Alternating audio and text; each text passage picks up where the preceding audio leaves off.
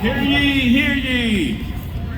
Now on this February 2nd, Punxsutawney Phil, the seer of seers, was awakened from his wintry nap at dawn of Gobblers Knob.